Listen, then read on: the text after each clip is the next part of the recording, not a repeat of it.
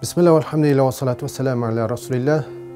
2009 жылдан бери ал кездеги Кыргызстан мусулмандарынын Азирети муфтии Мураталы Ажы Жуманов, Алла рахмат кылсын, мына ошол кишинин жетекчилиги астында Кыргызстан Ислам университетинин ректору устазыбыз Абдушкур устаздын демилгеси менен китеп окуу конкурсу республикалык масштабта уланып келүүдө.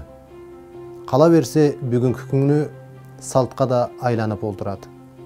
Кээде бир фонд менен биргеликте, кээде мамлекеттик дин иштер комиссиясы менен болсо, кээде кайсыл бир басма үйү менен биргеликте өтүп келген болсо, бул жолкусунда Кыргызстан мусулмандар диний башкармасы Кыргызстан Ислам университети менен биргеликте мына ошол салтты улай республикалык деңгээлде китеп окуу конкурсун өткөрдү. Конкурсубузга республикабыздын булуң бурчунан 10 миңден ашуун адам катышып олтурат.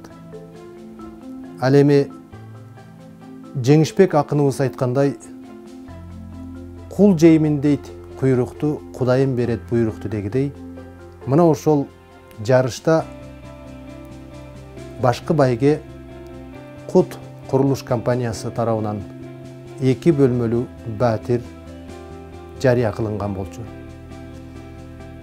Ал эми андан сырткары дагы биздин сюрприз дегидей кала берсе акчалай сыйлыктарыбыз бар.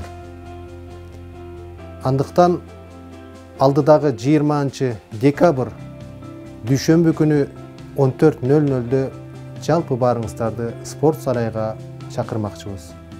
Келип биздин жакшынакай кечебизге күбө болуп, устаздарыбыздын баяндарын угуп, жан дүйнөбүздү азыктандырып, анан калса мына ошол байгелердин ээси ким экендигин өз көзүбүз менен күбө болуп, биздин жакшылыгыбызды тең бөлүшүп кетсеңиздер.